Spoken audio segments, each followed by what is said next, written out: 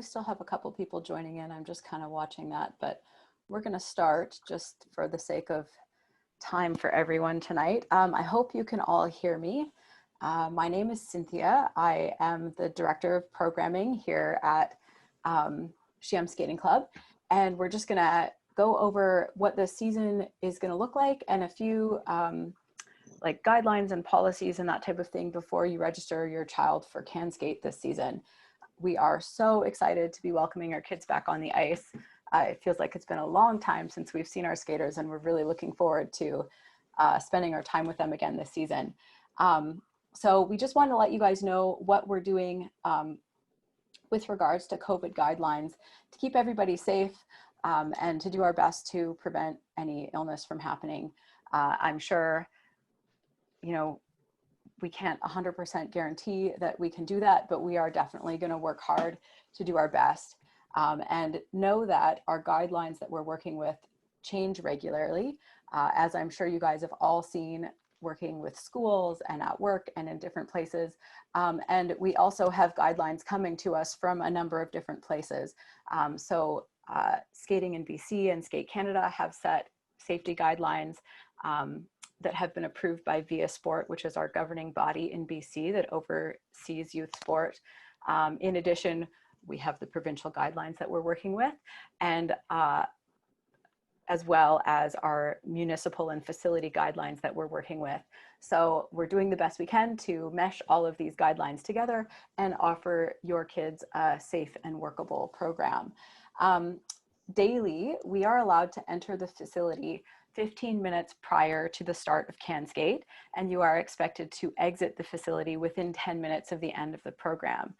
Before you can even come in, we will have a volunteer every day that will be doing a health screening with you, really similar to the ones all the kids are going through for school. So, you know, a few quick questions. Sorry, I'm just admitting a couple more people in here. So do allow yourself time when you arrive at the arena to go through that screening with our volunteer before you enter. The arena is very clearly marked as to how you should be traveling through the building. So follow the arrows on the floor. If possible, bring your skater to the rink with their skates already on. That means you'll need a good pair of plastic skate guards available for your skater. You know, something kind of like this or kind of like this will do the trick to keep them from ruining their skates walking across the parking lot. But it will just save time in the building and allow that entry process to be a little bit closer or quicker for everyone. There are no dressing facilities available. So there are benches that are marked where skaters can sit and have their skates put on, but there's nowhere for them to get changed or anything like that. So just come prepared for that. The current guidelines at the facilities in Chilliwack allows only one adult per skater. So you can bring your child, and at the CanSkate level, you are required to stay. But unfortunately, at this time, they're not allowing you to bring any other siblings or spectators along with you. So if you're bringing your child to CanSkate, it needs to be just you and your child at this point. We are also asking that if you're registering a sibling group, so if you've got 2 or 3 kids that you're wanting to join the program, please put them all on the same day so that we can help keep our contact groups a little bit closer. And at this point, we are also asking that you register them only for 1 day of programming. I will very shortly be talking about our numbers, but we are working with much smaller ratios, much smaller numbers of kids, and we want to leave as many spaces available to as many skaters as we can without commingling everyone. Our coaches will be wearing masks and gloves, and we are asking the adults to wear masks in the building as well, just for safety. And our coaches will be changing masks between every session and gloves as well. So even if we've taught a session before or we're teaching another session after, we will be changing masks and gloves before we work with your skater. And there is actually half an hour of facility time that the ice is not in use in between each session to allow for that come and go so that you're not crossing paths with the other user groups at the time. So in regards to what the programming will actually look like, we are going to be working with 10 skaters in each CanSkate session and 2 coaches. So basically a 1-to-5 skater to coach ratio. That allows us to keep our numbers smaller.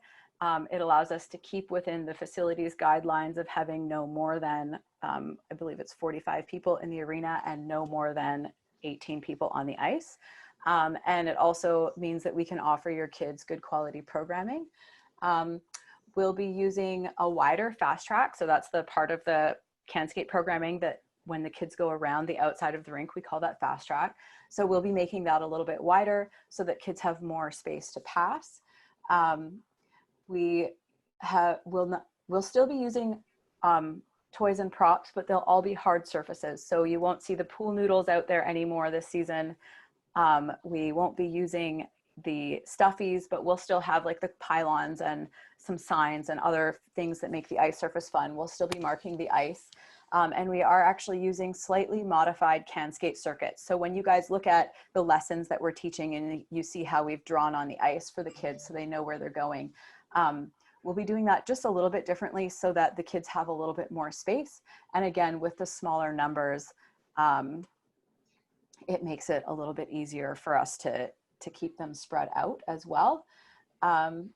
So at this time, our guidelines allow us to offer CanSkate for skaters that are in stage 2 CanSkate or higher. So if you pull out that report card that we handed you all at the end of March last year, I'm sure it's sitting around on your counter somewhere, right? Then take a look at that and you'll find that, oh, sorry, I'm stuck here. There's a column that says pre-CanSkate, a column that says stage 1, and your skater needs to have everything in those 2 columns checked off. If you don't have that handy report card anymore, then you can also log into your account on Uplifter and look under the evaluations tab. So if you look up your participant, you know, look up Little Johnny Skater, and there'll be a button up at the top somewhere that says evaluations. And then you can click that button and you can go through the evaluations that we've published for the skater, and it will show you what level your skater's at as well. We are unfortunately not able to offer pre-CanSkate or stage 1 CanSkate this season, or at this time. That may change, and if it does, we will open that up. So we're working with stage 2 and higher, and that basically means your skater needs to be able to get up on their own and skate the circumference of the rink on their own without help, so that we don't have to pick them up or help them. Unfortunately, we can't do that at this time. At the end of seasons, we'll be sending out our report cards via email, and any ribbons and badges that are being awarded will end up putting out on a table for you to pick up, so that we're not having to be in contact that way. I just thought of something else. And I think that's that about just what we're doing with CanSkate. Now we are asking that, much like school, if your child or anyone in your household is ill, they can't participate. If any participant or someone from your household has traveled outside of Canada within the last 14 days, because I'm all sure we're all just jumping on a plane right now, unfortunately, you can't come to skating. You've got to follow the 14-day quarantine guidelines then. If any member of your household has tested positive for COVID, obviously, you can't come to skating until a negative test has been received. If anyone's showing symptoms of COVID, they can't come into the facility. And if any participant, and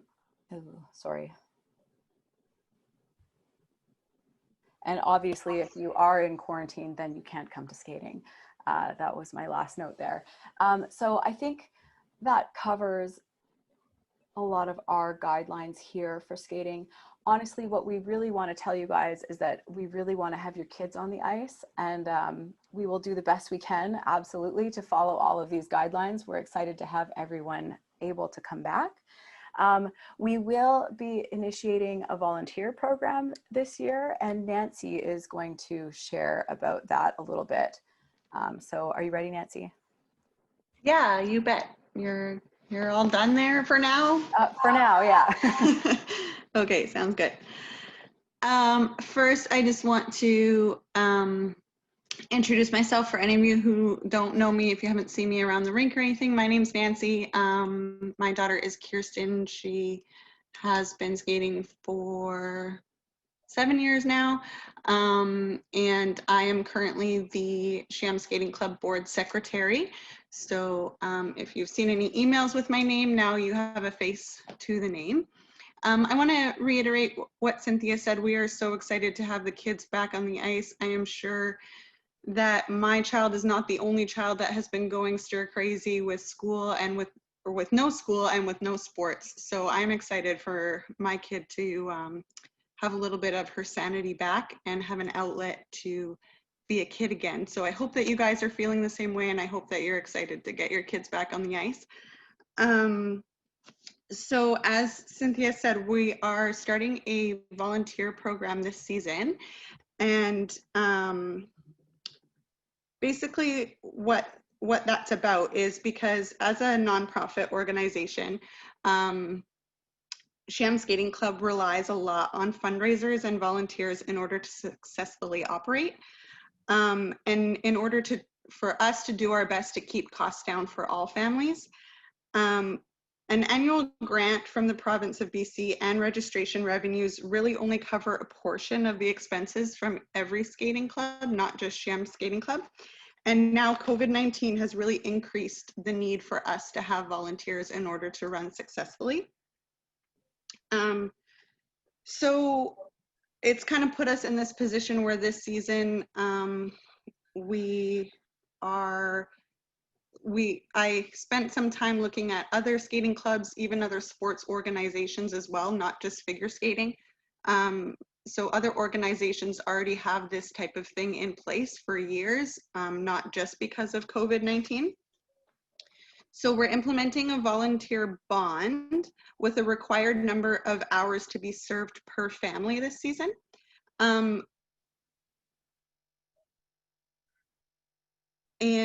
we know that this is going to take a little bit for families to get used to because Cheam Skating has never done it before, but we know that it's time for us to follow suit with other skating clubs in order for us to keep moving forwards as a club and to be successful. The bond will be a deposit given by check, and we're wanting it to be post-dated December 15th to 20th. I don't think we've actually done a specific date yet, but it'll be about middle of December. And this check needs to be brought to the first lesson in order for your skater to skate. In other skating clubs, they actually have the volunteer bond required with registration in order for your registration to be processed and even accepted into the club. We've decided to go the way of a check this season at least, to prevent the need for the club to process any refunds, because there is fees involved with credit cards and with refunds. So if we're using this as a deposit that we're intending to give back once each family meets their minimum hours, then it doesn't really make sense in a finance side of things to be paying fees on something that is just going to get given back to you anyways. So I think for the start of this program, the best way to do it will be as a post-dated check. And that way it also prevents any extra money from coming out of your pocket as a family, because once you've met the required volunteer hours, we will destroy your check or return it to you, whichever makes you feel more comfortable. So for CanSkate, we have put it in place for this season to be $50 per family. For Junior Academy and Star Skate, there is different prices as well, but tonight is a CanSkate meeting, so I'm just going to talk about CanSkate. So $50 per family and a minimum of 3 hours per family to be volunteered between start of season and end of season. Now, the reason that this is coming up is because in order for any session, not just CanSkate, but in order for any session to run, we need to have 2 parent volunteers per session. And what their jobs will be is to run the health screening for everybody that comes into the rink.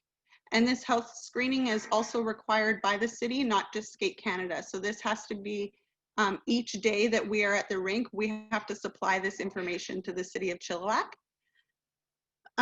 So that has to happen, which means we need the parents. If we're allowed in 15 minutes before the session, we're going to want to get in 15 minutes before the session. So we're going to need those parents who are volunteering for that session to be there probably 20 to 25 minutes before the session, so that the health screening is actually done before you even get into the rink. Also because it has to be before you're in the rink. We can't do the screening inside the rink, like as in the lobby type thing. It has to be done outside the doors before you even enter the rink from the city. So we're gonna have 2 parents per session doing that. Also with CanSkate, the equipment is gonna need to be cleaned and sanitized. And this cannot all be put on Cynthia and Selena as coaches. Otherwise, we are losing the value that we have from them as coaches. And we don't want that for our kids. We want to be able to, in this transition back into somewhat normal life, we want to make sure that they are getting the best that they can from Cheam Skating Club. So that means we want our coaches to be focused on coaching, and then us parents can help them do the things that any of us can do. And then the last part of that volunteer position is to ensure that there's physical distancing happening on the ice and in the building. So it's going to be that kind of awkwardly fun opportunity for us to kind of remind each other that physical distancing is important for all of our health and for all of our sake until this virus gets more science behind it and gets a vaccine and all of that jazz. So I mean, it hasn't even been a year yet since we've been affected by this, so the information is going to be changing all the time, like Cynthia said. So I just hope that we can all be on the same page as a club and as parents, and that we're going to do everything that we can to protect our kids and to protect each other. So lastly about that, the other reason we're doing 2 parents per session, it might feel like it could be done by 1 parent, but we really need to stress that if a parent volunteer does not show up, the session has to be canceled. We cannot run the session at all.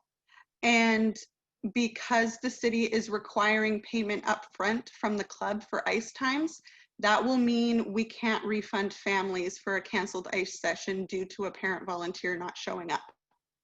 So again, to try to implement this as a new policy with Cheam Skating Club, I think, I hope what will work best to ease into the culture of volunteering and to make volunteering for the club just something that's a habit for each of us family as we move into this new season.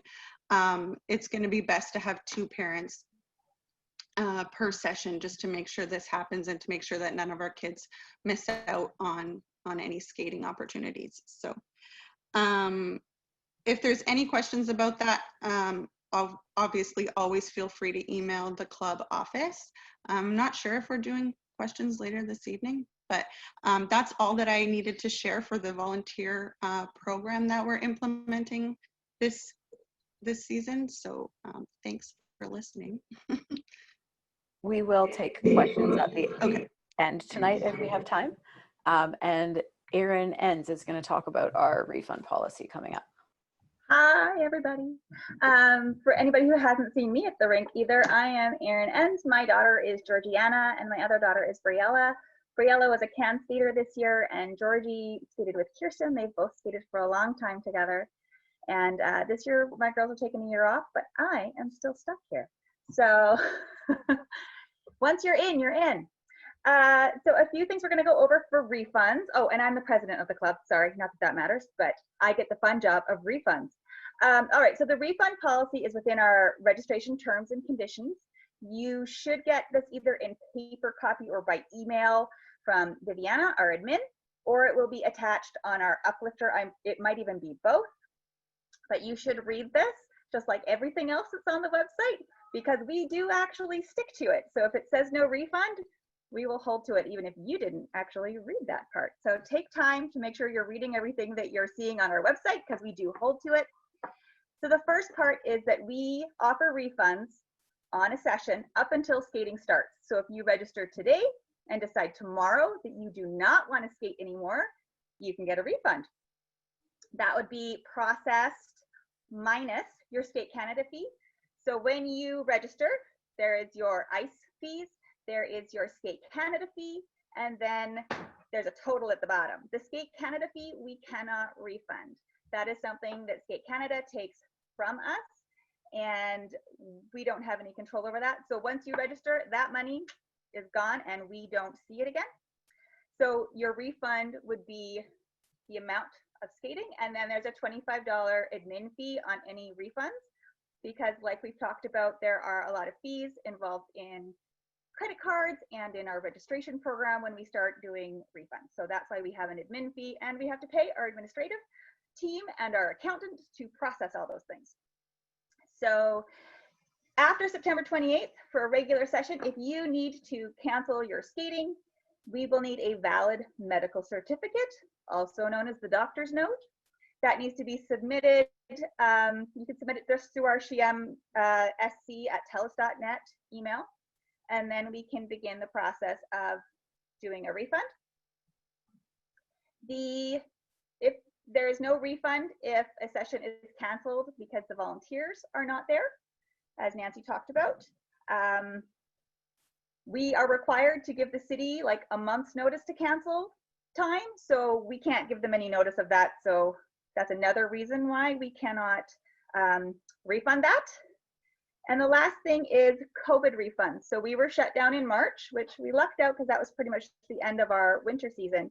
But if we get shut down this fall again, if there are 3 sessions or less left within that time period or that session, so between now and middle of December, we would offer an ice credit or a credit on your account for the next available session, which right now would start in January. If there is 4 or more sessions left, you have your choice of the refund through your method of payment. So that would be back to your credit cards, because Skate Canada is only allowing us to do online payments at this time. Or you could leave it on your account for the next available session. As always, the Skate Canada fee cannot be returned even for COVID, and the $25 admin fee always stands. If you are getting a refund, please keep in mind that it takes about 6 to 8 weeks for us to process all those things, to get them through our admin teams. Everybody on our board, as well as our accountants and stuff, all have jobs outside of this.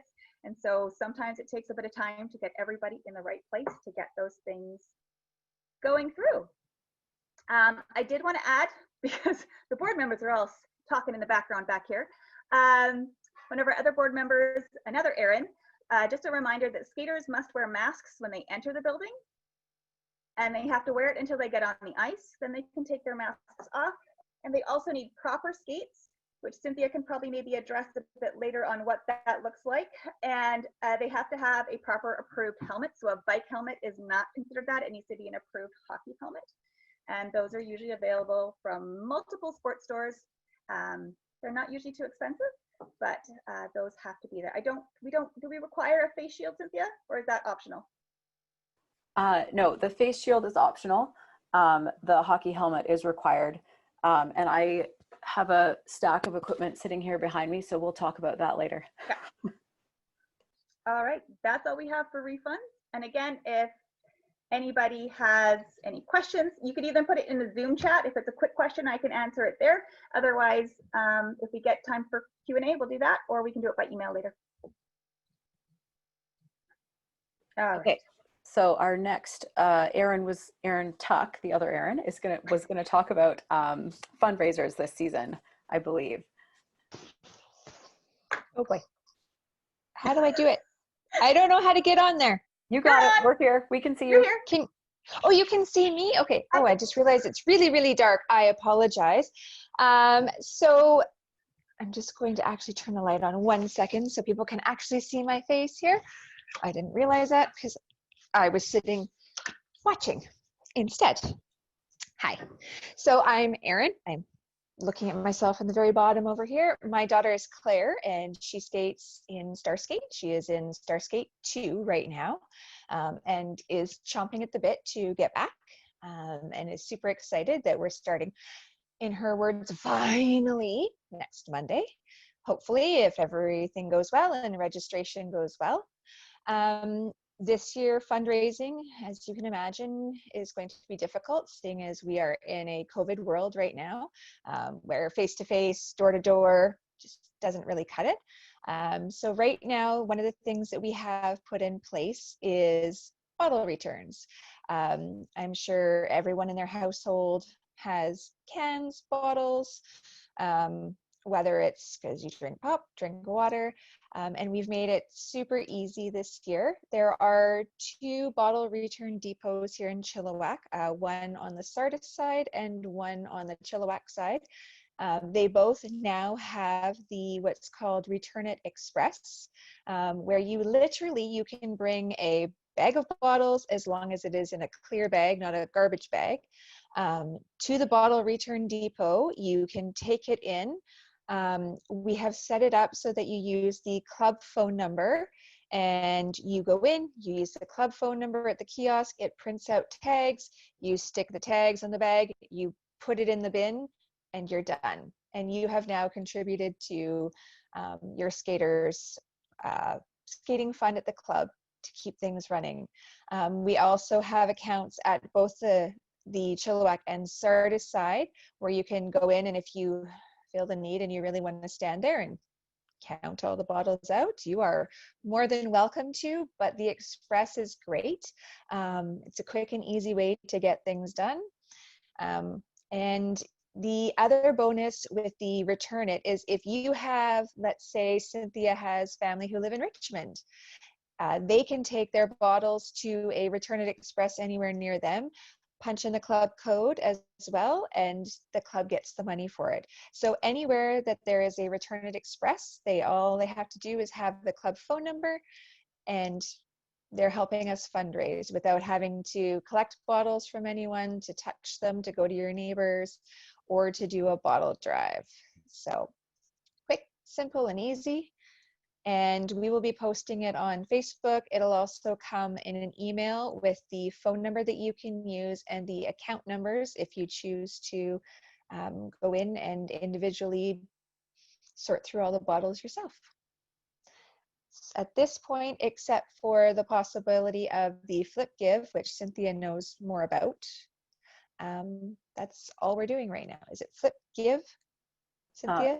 Fun script, but we Fun haven't got script. that set up for the season right now. We will probably put that out a little bit later. Yeah, okay, so I think I'm just going to talk quickly about skates and helmets.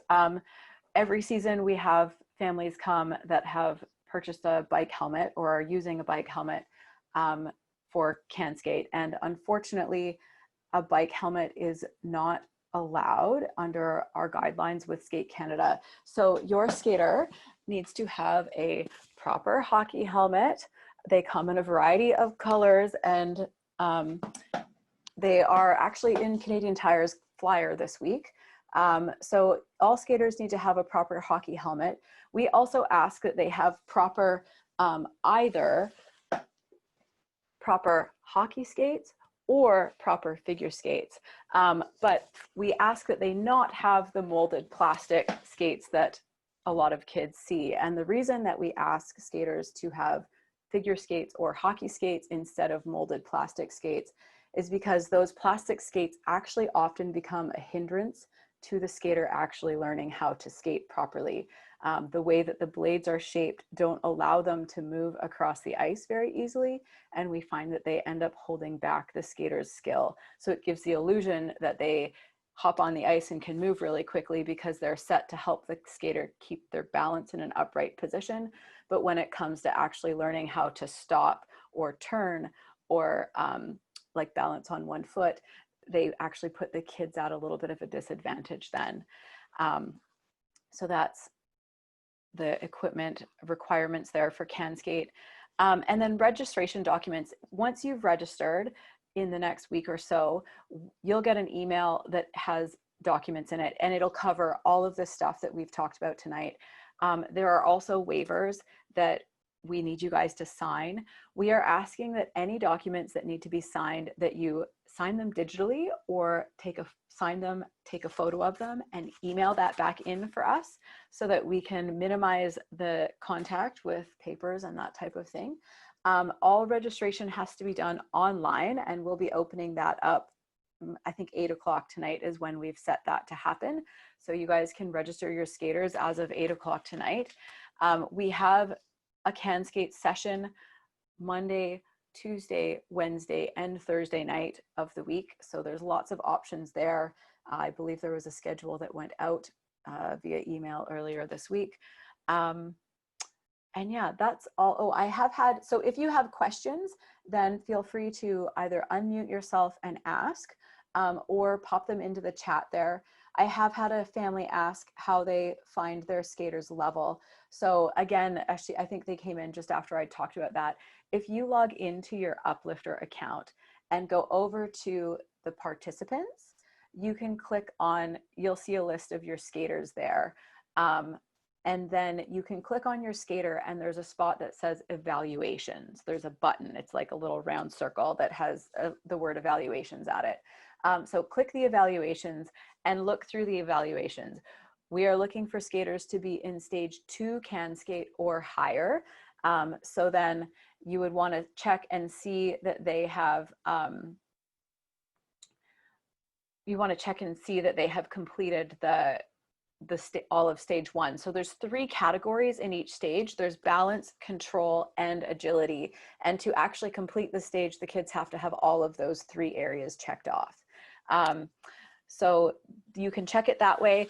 If you have your skater's report card, I don't know if you can see this well enough, but this is what we give out at the end of every session. The first column here is pre-CanSkate. The next one is stage 1. They need to have those 2 checked off. And then stage 2 is where we're starting kids at. So I don't know if you can see that well enough. I'm trying here. You know, you can see the 3, 1, 2, 3 boxes in each category. So as I said, we are allowed to accept skaters at the stage 2 CanSkate level and higher. And that's purely largely because the younger skaters require a lot more touch for us to help them get up, get moving, and we just can't physically distance from them at that level. Now I have another question here. Just give me a second to read it. It's about the, can you hear me, Cynthia? Yeah, I can hear you. It's about the volunteering and being inside or outside the building. If you are volunteering at your child's session, you would do the health screening, and once the health screen has been done, you would then enter the building and be in the building with your child. It's just, you're not staying outside for the entire session. Once everyone is in, you don't have to be outside anymore. I think that's the question that was being asked there. Yeah, and just to kind of, oh, sorry, Erin. And sorry. No, just one thing I did want to note, Cynthia was talking about all of the forms that you will have to sign in terms of the waivers. If you have anyone coming with you, say it's the parent or the grandparent that will be watching, every person that enters the building will have to sign waivers. So if I'm, even for my daughter for Starskate, when I go, I will have to, as a volunteer, I will have to sign one. If my husband was volunteering, he would have to sign one. Anybody who enters the building has to sign one. It is not just for the skaters.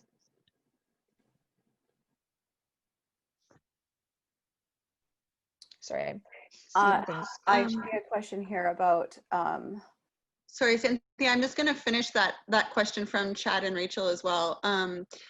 So even if it looks as, because this is CanSkate, so our kiddos are younger. So if you're volunteering and doing the health screening outside, your kiddo is to wait with you outside until the rink is open. And then once everyone is able to go in, I think that's going to be a parent call. Your child is able to wait with you while you finish everybody that is coming. Which even more from what Cynthia said, you're going to want to make sure that your kid already has their skates on and that they're wearing guards since they're waiting outside with you, or they're able to go into the rink with someone else that is going in, because you will be right behind them as well. So that's a little bit of what you're comfortable with, what your child is comfortable with. But like Erin said, you won't be outside the rink the entire time. You will be coming in, because then the next part of your volunteer position will be ensuring that physical distancing is happening on the ice and in the rink from the spectators as well. and I see a question here just asking about exemptions if you are not able to leave a sibling behind. And unfortunately, those are not our guidelines. Those are the arena's guidelines. So we are not allowed to permit siblings into the rink. So I understand that it's really difficult because my own family can end up in that situation sometimes, but we are not currently allowed to have siblings come in the rink. So if you have another child, put them on the ice, or you'll have to make other arrangements for another child or for someone else to bring your skater to the arena, unfortunately. It's not the answer I like to give, but that is what we're bound to by the city.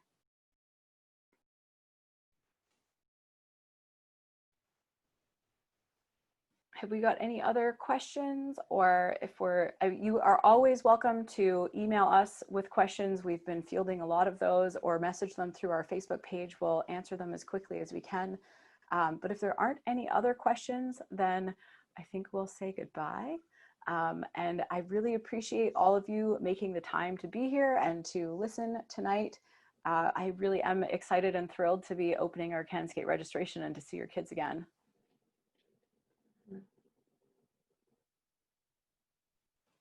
Thanks, Cynthia. All right, I think we're good to go. Oh, yeah. Oh, okay,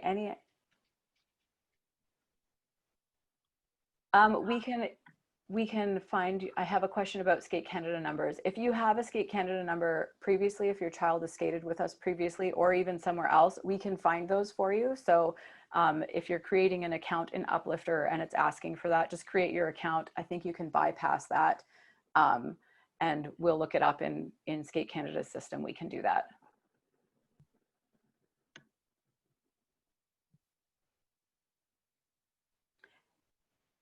All of CanSkate stage 1 has to be checked off. They don't have to have stage 2 checked off. So all of pre-CanSkate and all of stage 1 CanSkate has to be checked off for skaters to join. But they can be working on stage 2. So they can have no checks at all in stage 2 or a few, however that works.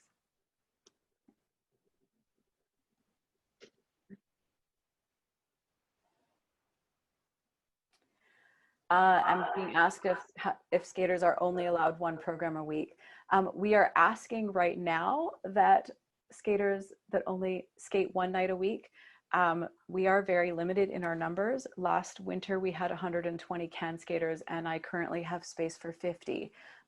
So I would really like to be able to accommodate as many skaters as possible. If it becomes possible to open up registration for more than one night a week for skaters, then we will consider that. We're just asking that at this time you only register for one night. If there's space, coming into next week, then we may change that. Cynthia, there was also from Gloria saying that her daughter's. I see that. Okay. Olivia, I believe, is your daughter, and yes, that will be no problem. She'll be wonderful. She was well beyond stage 2.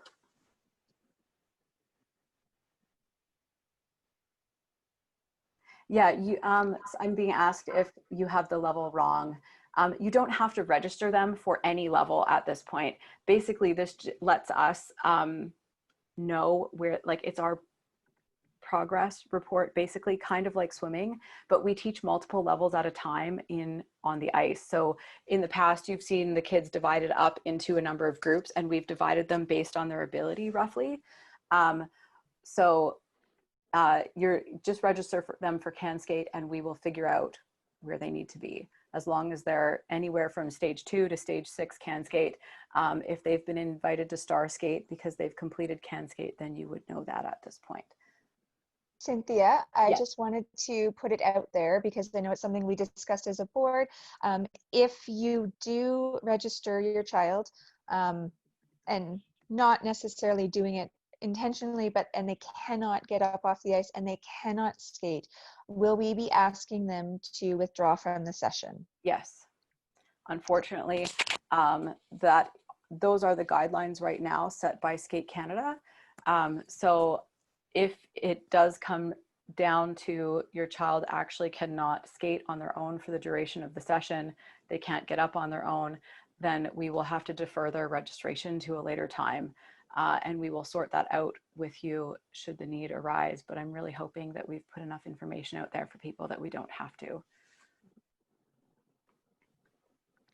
Another thought that I wanted to share with families as well is just a thank you to all of you guys from the board for your patience in this time, because I know that it was probably frustrating these last couple of weeks seeing other sports already back at it and not really hearing anything from us.